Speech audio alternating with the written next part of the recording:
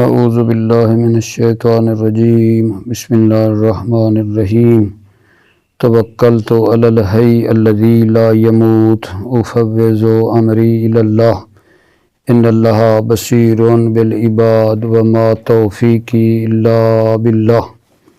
مولا امیر المومنین حضرت علی علیہ السلام فرماتے ہیں بالدعاء یستدفع البلاء، دعا کے ذریعے بلاؤں کو دور کیا جا سکتا ہے۔ پھر اس حدیث میں فرما رہے ہیں دواء الاحزان رؤیت الاخوان، رنج و غم کی دوا مومن بھائی کا دیدار کرنا ہے۔ رنج اور غم کی دوا مومن بھائی کا دیدار کرنا ہے۔ بے شماری آج جو ہے توضیح فی الضروری میں ہے۔ اصل بے شماری یہ تھی کہ علم کی دو قسمیں ہیں، علم ضروری اور علم نظری۔ علم ضروری یہ تھا کہ ایک ایسا علم ہے جس کے لیے غور و فکر کرنے کی ضرورت نہیں ہوتی،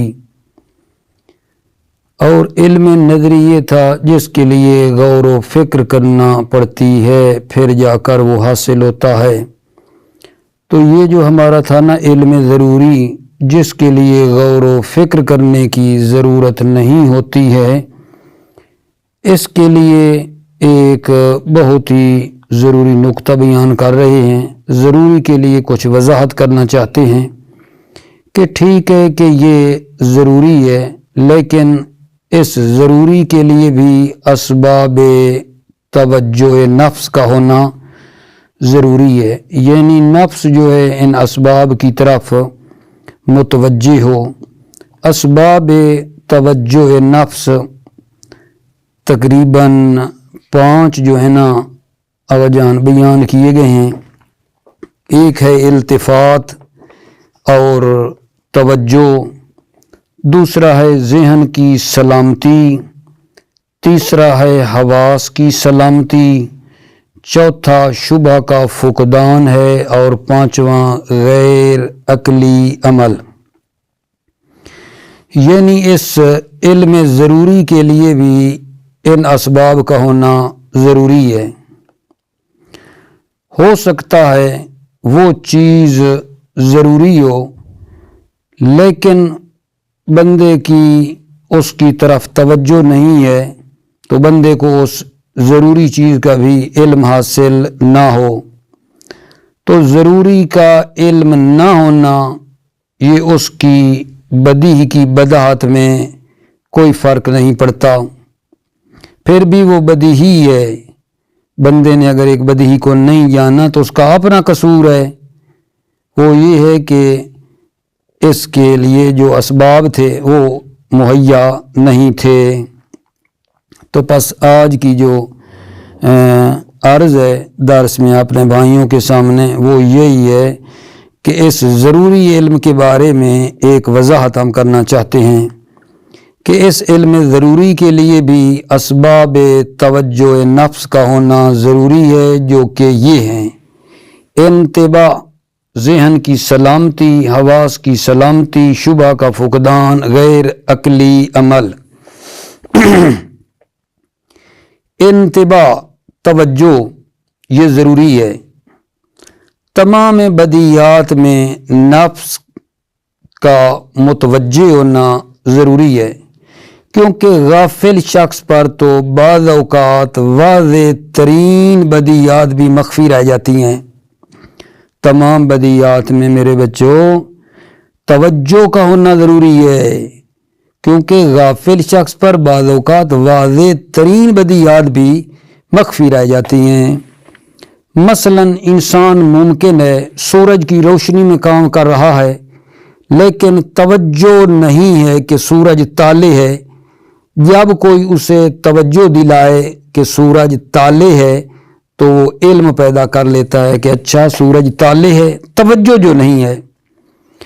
اسی طرح آپ دیکھتے ہیں کہ مولا امیر المومنین نماز کی حالت میں تیر کھینچتے ہیں، حضرت متوجہ نہیں ہیں، وصل بے خدا ہیں، اور قسم کھاتے ہیں کہ میں متوجہ نہیں، مجھے پتہ ہی نہیں چلا۔ یہ دیکھو، زید سامنے کھڑا ہے لیکن علم نہیں رکھتے۔ کیوں؟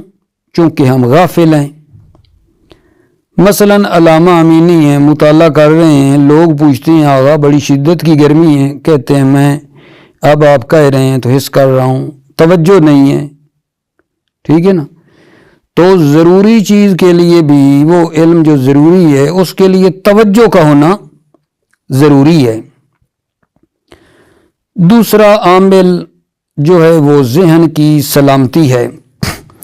یہ بھی تمام بدیہیات میں ضروری ہے، کیونکہ عزیزو جس شخص کا ذہن مفلوج ہو وہ بعض اوقات واضح ترین امور میں شک کرنے لگتا ہے یا انہیں سمجھ نہیں پاتا۔ انسان میں یہ جو سکم ہے بعض اوقات کسی طبعی آفت کی وجہ سے ہوتا ہے یا کسی مرض کے عارض ہونے کی وجہ سے ہوتا ہے یا غلط تربیت کی وجہ سے ہوتا ہے۔ ٹھیک ہے نا؟ جس کا ذہن مریض ہے وہ ممکن ہے واضح ترین امور میں شک کرے، بے اصطلاح شکاک اور لادری ہو، حتیٰ اپنے وجود میں شک کرے اور دوسری چیزوں میں شک کرے۔ حقیقت میں یہ صراط مستقیم سے منحرف ہے۔ اگر اسے کہیں 2 ضرب 2 4 تو ممکن اس کو بھی نہ سمجھے۔ اس بیماری کا منشا نقصان طبعی ہے۔ نقصان طبعی ہے یعنی بعض بچے پیدائشی طور پر ذہن ناقص رکھتے ہیں، پیدا ہوتے ہی ان کا ذہن ناقص ہے، ابتدائی مسائل بھی نہیں سمجھتے ہیں، یا یہ جو سکم ہے یہ کس وجہ سے ہے؟ کسی مرض کے عارض ہونے کی وجہ سے ہے۔ کیا مطلب آگا جان؟ ممکن ہے بچہ جب پیدا ہوا تو بہت ہی ہوشیار تھا، لیکن ایک حادثہ کے اثر سے ساری معلومات اپنی بھول گیا، اب بھی واضح ترین امور کو بھی نہیں سمجھتا ہے۔ ایک عالم ہے، حادثہ کی وجہ سے ساری چیزیں بھول جائے، تو ایک مرض عارضی اسے لاحق ہوئی ہے جس کی وجہ سے اس کا ذہن اب سالم نہیں ہے، وہ چیزیں نہیں سمجھتا ہے۔ مثلا تربیت فاسدہ کی وجہ سے بھی یہ ہو سکتا ہے کہ اس کا ذہن خراب ہو گیا ہو، وہ نہ سمجھے ضروری چیزوں کو بھی۔ ممکن ہے ایک انسان فاسد ماحول میں تربیت ہوا ہے، جیسے بہت سے انسان غرب زدہ ہیں، ان لوگوں کے لیے زندگی اسلامی اور زندگی اسلامی کے اصول قابل قبول نہیں ہیں، وہ نہیں سمجھتے ہیں حجاب اور پردہ کیا ہے۔ یہ اس طرح کے جو بعض مسائل ہیں وہ ان کو حل نہیں ہوتے، سمجھتے نہیں ہیں، کیونکہ ان کی تربیت فاسد ہوئی ہوتی ہے۔ اور تیسری میرے عزیزو ان 5 اسباب توجہ کے جو عامل بتا رہا ہوں، حواس کی سلامتی ہے۔ یہ سبب ان بدیہیات کے ساتھ مخصوص ہے جو حواس 5 پر موقوف ہیں، یعنی محسوسات۔ یہی وجہ ہے کہ اندھے یا ایسے شخص کے پاس جس کی نظر کمزور ہو، اندھا ہے، نظر اس کی کمزور ہے، بہت سے قابل دید چیزوں کا علم بھی نہیں ہوتا ہے جو دیکھنے والی ہیں۔ اسی طرح بہرے پر مسموعات، سننے والی چیزوں کا علم نہیں ہوتا۔ جس کے پاس قوت ذائقہ نہ ہو، اس کے پاس مذوقات کا، چکھنے والی چیزوں کا علم نہیں ہوتا۔ جس کے پاس مثلا قوت لامسہ نہیں ہے، اس کے پاس وہ حس کرنے والی چیزوں کا علم نہیں ہوتا۔ لہذا مشہور بھی ہے من فقد حسن فقد علما۔ حواس کی سلامتی جو ہے یہ بھی ضروری ہے، کیونکہ جو چیزیں حواس 5 پر موقوف ہیں اس کے حواس ٹھیک ہوں گے تو وہ ان چیزوں کو حاصل کر پائے گا آغا جان۔ ٹھیک ہے۔ اور چوتھا جو ہے وہ شبہ کا فقدان ہے، یعنی یہ بندہ کسی غلط فہمی کا شکار نہ ہو۔ بطور مثال اہل سنت برادران ہمارے مسبوق بے شبہ ہیں، ورنہ ولایت علی ابن ابی طالب امور بدیہہ میں سے ہے، واضح ہے، لیکن کیونکہ ذہن کے اندر ایک شبہ ہے جس کی وجہ سے درک نہیں ہو پاتی۔ مولا امیر المومنین مسجد میں شہید ہو جاتے ہیں، قبول نہیں کرتے، سنا ہے آپ نے، کہتے ہیں کہ علی مسجد میں کرنے کیا گئے تھے، کیونکہ شبہ ان کے ذہنوں میں ڈال دیا گیا ہے۔ اسی طرح آپ دیکھیں کہ آپ کی خدمت میں عرض کروں، کسی دنیا کے رہبر کے لیے یہ پوشیدہ نہیں تھا کہ جنگ کا آغاز کرنے والا صدام ہے، لیکن یہ بتایا گیا کہ ایران آغازگار جنگ ہے، حتیٰ کہ ملت ایران نے صبر کیا، دشمنوں نے بھی اعتراف کیا آخر میں کہ آغاز کرنے والا جنگ صدام ہے۔ یہ کیا تھا؟ مسئلہ کیا تھا؟ شبہ ذہن میں ڈالا گیا، ضروری چیز بھی نہیں سمجھ رہے تھے، ٹھیک ہے نا؟ تو یہی عرض ہے کہ شبہ اس کے ذہن میں نہ ہو، پھر وہ ضروری چیز کو درک کرے گا۔ لہذا ایسی بدی کے بارے میں انسان شک کرنے لگتا ہے یا اس کے عدم کا عقیدہ بنا لیتا ہے، ہوتی وہ ضروری ہے، جیسا کہ اکثر فلسفی اور جدلی علوم میں ایسا ہوتا ہے۔ حالانکہ عقل کے نزدیک یہ ایک بدیہی چیز ہے، وجود اور عدم آپس میں نقیض ہیں، اور یہ نقیض اکٹھے بھی نہیں ہو سکتی ہیں اور نہ اٹھ سکتی ہیں۔ وجود اور عدم آپس میں نقیض ہیں، اور نقیضیں نہ جمع ہو سکتی ہیں اکٹھی، نہ اٹھ سکتی ہیں، عقل کا ایک بدیہی حکم ہے۔ لیکن عزیزو، اس کے باوجود بعض متکلمین جو کہ کہا گیا ہے دانشمند معتزلہ ہیں، اس بدیہی مطلب میں بھی شبہ کا شکار ہو گئے اور یہ خیال کیا ہے کہ وجود اور عدم کے درمیان ایک واسطہ ہے جس کو انہوں نے حال کا نام دیا ہے، اور یہ اپنا عقیدہ بنا بیٹھے ہیں کہ اس واسطہ پر، کہ وجود اور عدم کے درمیان جو واسطہ ہے جس کا نام حال ہے، اس واسطہ پر وجود اور عدم دونوں اٹھ جاتے ہیں۔ لیکن آغا جان، جس شخص کی فکر سالم ہو، جب اس سے یہ شبہ پیش آئے، وہ اس میں موجود مغالطے کو کشف نہ کرے تو کہتا ہے یہ ایک بدیہی امر کے مقابلے میں شبہ ہے۔ تو پس شبہ بھی اس کے ذہن میں نہیں ہونا چاہیے۔ اور پانچویں چیز آغا جان اسباب توجہ میں سے ہے غیر عقلی عمل۔ غیر عقلی عمل، غیر عقلی عمل کا مطلب یہ ہے کہ ایک چیز جو بدیہی ہے، جو واضح ہے، مثلا متواترات ہیں، بدیہیات میں سے ہیں، لیکن تواتر کے لیے بہت سے افراد سے سنیں، کانوں کو زحمت دے، لیکن یہ عقلی کام نہیں ہے، جسمانی کام ہے کہ بہت سے افراد سے اس خبر کو سنیں تاکہ وہ متواتر ہو جائے۔ متواتر امور بدیہیہ میں سے ہے، لیکن بہت سے افراد سے وہ چیز سننی پڑتی ہے، تو یہ کار اور یہ کام جسمانی ہے، سننا ہے، آخر زحمت ہے، لیکن جسمانی زحمت ہے، یہ عقلی کام نہیں ہے، ٹھیک ہے یہ نہیں۔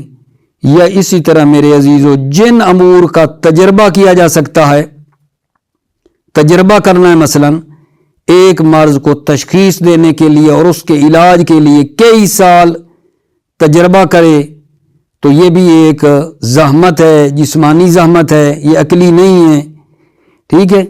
لہذا جب انسان کو کسی چیز کے بارے میں علم حاصل کرنے کے لیے مثال کے طور پر ایک طولانی تجربے اور عملی رنج اٹھانے کی زحمت ہو، تو وہ اس وقت تک نظری نہیں ہوتا جب تک کہ اس کے بارے میں غور و فکر کی ضرورت پیش نہ آئے، ٹھیک ہے۔ تو نتیجہ کیا نکلا میرے عزیزو؟ نتیجہ یہ نکلا ہے کہ ضروری علم کے لیے بھی اسباب توجہ کا ہونا ضروری ہے، اور وہ جو اسباب توجہ ہیں وہ یہ آپ کو گنوائے ہیں، 5 ہیں۔ پہلا ہے توجہ، ضروری کے لیے بھی کیا ہے؟ توجہ کا ہونا ضروری ہے، کیونکہ جس بندے کی توجہ ہی نہیں ہے، پھر وہ ٹھیک ہے، واضح ہے، وہ بدیہی ہے، لیکن ممکن ہے اس کے لیے وہ چیز واضح نہ ہو، کیونکہ وہ ہے ہی غافل۔ اسی طرح کا جان ذہن کا سالم ہونا ضروری ہے تمام بدیہیات کے لیے۔ جس بندے کا ذہن مریض ہو، وہ 2 ضرب 2 4 کو بھی نہیں سمجھ پاتا، ذہن کا سالم ہونا ضروری ہے۔ اور تیسری حواس کی سلامتی، ٹھیک ہے، جس بندے کے حواس ٹھیک ہوں وہ چیز کو سمجھ سکتا ہے۔ اندھا ہے، جس کی نظر کمزور ہے، تو وہ چیزیں جو دیکھنے والی ہیں یا سننے والی ہیں اس کو اس کا علم حاصل نہیں ہو سکتا، کیونکہ اس کا جو ہے آنکھیں کمزور ہیں، وہ دیکھ نہیں سکتا دیکھنے والی چیزوں کو، ٹھیک ہے۔ اسی طرح اگر اس کے کان صحیح نہیں سنتے ہیں تو سننے والی چیزوں کا اس کے پاس علم نہیں ہوگا۔ حواس کا سالم ہونا بھی ضروری ہے۔ اور چوتھا آپ کو بتایا ہے کہ کسی شبہ کا شکار بھی وہ نہ ہو، شبہ کا شکار ہوگا تو واضح ترین چیز بھی وہ قبول نہیں کرے گا۔ جیسے عقل کا یہ واضح اور بدیہی حکم ہے کہ وجود اور عدم آپس میں نقیض ہیں، نہ یہ جمع ہو سکتی ہیں نہ اٹھ سکتی ہیں، لیکن اس کے باوجود بھی آپ کو بتایا ہے کہ بعض متکلمین معتزلہ نے اس بات کی طرف گئے ہیں کہ نہیں، وجود اور عدم کے درمیان ایک واسطہ ہے جس کا نام حال ہے، اور کہتے ہیں اس جگہ پہ یہ دونوں اٹھ جاتے ہیں۔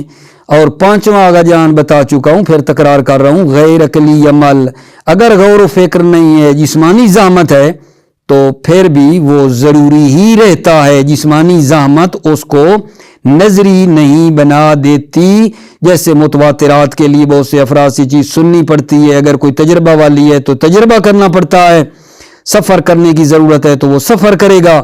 یہ ساری چیزیں جو ہیں غیر عقلی ہیں، عمل ہے لیکن غور و فکر اس میں نہیں ہے، تو یہ ضروری ہی رہتا ہے، ٹھیک ہے۔ اب آپ توجہ کیجئے، عبارت آپ کی خدمت میں پڑھنا چاہتا ہوں۔ بسم اللہ الرحمن الرحیم۔ توضیح فی الضروری، ضروری کے بارے میں وضاحت۔ قلنا ان العلم الضروری هو الذي لا يحتاج الى الفکر وانعام النظر، ہم نے کہا کہ علم ضروری وہ ہے جس کے لیے فکر اور دقت نظر کی ضرورت نہیں ہوتی ہے، جس کے لیے فکر اور دقت نظر کی طرف محتاج نہیں ہے۔ وَأَشَرْنَا، اور ہم نے اشارہ کیا، إِلَىٰ أَنَّهُ لَا بُدَّ مِن تَوَجُّهِ النَّفْسِ بِأَحَدِ أَسْبَابِ التَّوَجُّهِ، اور ہم نے اشارہ کیا ہے کہ اسباب توجہ میں سے کسی ایک کا جو ہے ہونا ضروری ہے۔ وَأَشَرْنَا، اور ہم نے اشارہ کیا ہے کہ إِلَىٰ أَنَّهُ لَا بُدَّ مِن تَوَجُّهِ النَّفْسِ، نفس کی توجہ کا ہونا ضروری ہے، بِأَحَدِ اسباب توجہ، اسباب توجہ میں سے کسی ایک کے ذریعے نفس کا متوجہ ہونا ضروری ہے۔ وَهَذَا مَا يَحْتَاجُ إِلَىٰ بَعْضِ الْبَيَانِ، اور یہ بعض بیان کا محتاج ہے۔ فَإِنَّ الشَّيْءَ قَدْ يَكُونُ بَدِيهِيًا وَلَكِنْ يَجْهَلُهُ الْإِنسَانُ، فَإِنَّ الشَّيْءَ، بے شک ایک چیز کبھی کبھی بدیہی ہوتی ہے لیکن انسان اس چیز سے جاہل ہوتا ہے۔ کیوں جی؟ لِفَقْدِ سبب توجہ نفس، نفس کے توجہ کے نہ ہونے کی وجہ سے۔ فَلَا يَجِبُ أَن يَكُونَ الْإِنسَانُ عَالِمًا بِجَمِيعِ الْبَدِيهِيَاتِ، پس واجب نہیں ہے کہ انسان تمام بدیہیات کا عالم ہو۔ وَلَا يَضُرُّ ذَلِكَ بِبَدَاهَةِ الْبَدِيهِ، ذَلِكَ، اور یہ عالم نہ ہونا بدیہی کی بداہت میں ضرر نہیں دیتا ہے۔ ذَلِكَ، اور یہ عالم نہ ہونا بدیہی کی بداہت کو ضرر نہیں دیتا ہے۔ وَيُمْكِنُ حَصْرُ أَسْبَابِ التَّوَجُّهِ فِي الْأُمُورِ التَّالِيَةِ، اور ممکن ہے اسباب توجہ نفس کو امور ذیل میں حاصل کریں۔ پہلا غجن الانتباہ، متوجہ ہونا، التفات، توجہ۔ وَهَذَا السَّبَبُ مُتَّرِدٌ فِي جَمِيعِ الْبَدِیَّاتِ، اور یہ سبب شائع ہے، رائج ہے تمام بدیات میں۔ فَالْغَافِلُ قَدْ يَخْفَى عَلَيْهِ أَوْضَحُ الْوَاضِحَاتِ، غافل جو علیہ اس غافل پر واضح ترین چیزیں بھی کبھی کبھی مخفی رہ جاتی ہیں۔ 2 سلامت الذہن، ذہن کا سالم ہونا۔ وَهَذَا مُتَّرِدٌ أَيْضًا، اور یہ بھی رائج ہے، شائع ہے، ایضاً یعنی تمام بدیات میں، یہ ذہن کا سالم ہونا بھی تمام بدیات میں رائج ہے۔ فَإِنَّ مَنْ كَانَ سَقِيمَ الذِّهْنِ قَدْ يَشُكُّ فِي أَظْهَرِ الْأُمُورِ أَوْ لَا يَفْهَمُهُ۔ من کان سقیم ذہن، جس کا ذہن مریض ہے، سقیم ہے، کبھی کبھی وہ روشن ترین امور میں بھی شک کرتا ہے، او لا یفہمہ، یا اس واضح ترین امور کو نہیں سمجھتا ہے۔ وقد ينشأ هذا السقم من نقصان طبعی او مرض عارض او تربیت فاسدۃ، کبھی کبھی یہ سقم اور یہ مرض پیدا ہوتا ہے نقصان طبعی سے، یعنی پیدائشی ہے، اور مرض عارض، یا عارضی مرض سے یہ بیماری پیدا ہوئی ہے، شروع میں تو ٹھیک تھا، بعد میں کسی بیماری کی وجہ سے اب ساری چیزیں بھول جاتا ہے، ذہن خراب ہو گیا ہے۔ اور تربیت فاسدۃ، یا تربیت فاسدہ کی وجہ سے یہ سقم پیدا ہوتا ہے، یعنی غرب زدہ ہے، ٹھیک ہے، اس کے لیے اسلامی قانون قابل ہضم نہیں ہے، نہیں سمجھتا ہے وہ۔ تیسرا کا جان سبب کیا ہے؟ سلامت الحواس، حواس کا سالم ہونا۔ وَهَذَا خاص بالبدیہات المتوقفۃ علی الحواس الخمس، یہ حواس کا سالم ہونا یہ جو ہے نا خاص ہے بدیہات کے ساتھ، وہ بدیہات جو موقوف ہیں حواس خمس پر، وہی المحسوسات، اور وہ محسوسات ہیں۔ فَإِنَّ الْأَعْمَى أَوْ ضَعِيفَ الْبَصَرِ يَفْقُدُ كَثِيرًا مِنَ الْعِلْمِ بِالْمَنْظُورَاتِ، اندھا اور کمزور آنکھوں والا جو ہے یفقد کثیرا من العلم بالمنظورات، بہت سی دیکھنے والی چیزوں کا علم کیا ہوتا ہے؟ فاقد ہوتا ہے اس کے لیے۔ اندھا اور کمزور بینائی والا جو ہے یفقد کثیرا من العلم، بہت سے علم سے وہ فاقد ہوتا ہے۔ کون سا علم؟ بالمنظورات، دیکھنے والی چیزوں کا۔ وَقَضَى الْأَسَمْ فِي الْمَسْمُوعَاتِ، وَقَضَى الْأَسَمْ جو اسی طرح جو بہرا ہے، فی المسموعات، سننے والی چیزوں کے علم سے محروم ہوتا ہے۔ وفاقد الذائقۃ فی المذوقات، اور فاقد ذائقہ جو ہے چکھنے والی چیزوں والے علم سے جو ہے محروم ہوتا ہے، فاقد ہوتا ہے۔ وہکذا، اور اسی طرح یعنی جس کی قوت لامسہ نہیں ہے وہ لمس والے علم سے جو ہے محروم ہوتا ہے۔ چوتھا کا جان فقدان الشبہات، شبہ کا فاقد ہونا، کسی غلط فہمی میں وہ نہ ہو، شبہ کا شکار نہ ہو۔ والشبہۃ ان یؤلف الذہن دلیلا فاسدا یناقض بدیہۃ من البدیہات، شبہ یہ ہے کہ ذہن ایک دلیل فاسد کو بناتا ہے، یناقض بدیہۃ من البدیہات، اور وہ دلیل جو ہے وہ ٹکراتی ہے بدیہات میں سے، بدیہ کے ساتھ، بدیہات میں سے ایک بدیہ چیز کے ساتھ وہ دلیل ٹکراتی ہے۔ وَيَغْفَلُ عَمَّا فِيهِ مِنَ الْمُغَالَطَةِ، اور ذہن جو ہے وہ غافل ہوتا ہے، فیہ جو اس دلیل میں مغالطہ ہوتا ہے۔ فَيَشُكُّ بِتِلْكَ الْبَدِيَّةِ أَوْ يَعْتَقِدُ بِعَدَمِهَا، پس وہ ذہن جو ہے اس بدیہہ میں شک کرتا ہے، او یعتقد بعدمها، یا اس کی عدم کا اعتقاد پیدا کر لیتا ہے۔ وَهَذَا يَحْدِثُ كَثِيرًا فِي علوم الفلسفیت والجدلیات، اور یہ حادث ہوتا ہے بہت سے علوم فلسفی اور جدلیات میں۔ فإن من البدیہات عند العقل ان الوجود والعدم نقیضان، بدیہات میں سے، عقل کی نظر میں بدیہات میں سے ہے کہ وجود اور عدم دو نقیضان ہیں۔ وَأَنَّ النَّقِيضَيْنِ لَا يَجْتَمِعَانِ، اور نقیضین جمع نہیں ہوتے ہیں، وَلَا يَرْتَفِعَانِ، اور اٹھ بھی نہیں سکتے ہیں، نہ جمع ہو سکتے ہیں نہ اٹھ سکتے ہیں۔ وَلَكِنْ بَعْضُ الْمُتَكَلِّمِينَ دَخَلَتْ عَلَيْهِ الشُّبْهَةُ فِي هَذِهِ الْبَدِیہَةِ، لیکن بعض متکلمین کے لیے شبہ آیا ہے، شبہ داخل ہوا ہے اس بدیہ میں۔ فَحَسِبَ أَنَّ الْوُجُودَ وَالْعَدَمَ لَهُمَا وَاسِطَةٌ، فَحَسِبَ، پس اس نے گمان کیا ہے کہ وجود اور عدم، لہما، وجود اور عدم کے درمیان واسطہ ہے۔ وَسَمَّاهَا الْحَالَ، اور اس واسطے کو حال کا نام دیا ہے۔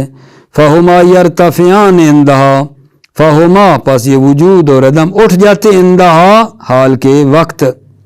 وَلَكِن، توجہ عزیزو، وَلَكِن مستقیم التفکیر اذا حدث له ذلك وعجز عن کشف المغالطة يردها، لیکن مستقیم التفکیر، صحیح فکر والا، جب اس کے لیے یہ حدث له ذلك یہ پیش آتا ہے اور وہ مغالطہ کے کشف کرنے سے عاجز ہوتا ہے، يردها، اس مغالطے کو وہ رد کر دیتا ہے، وَيَقُولُ، اور کہتا إِنَّهَا شُبْهَةٌ فِي مُقَابِلِ الْبَدِیہ، یہ استدلال شبہ ہے بدیہ کے مقابلے میں۔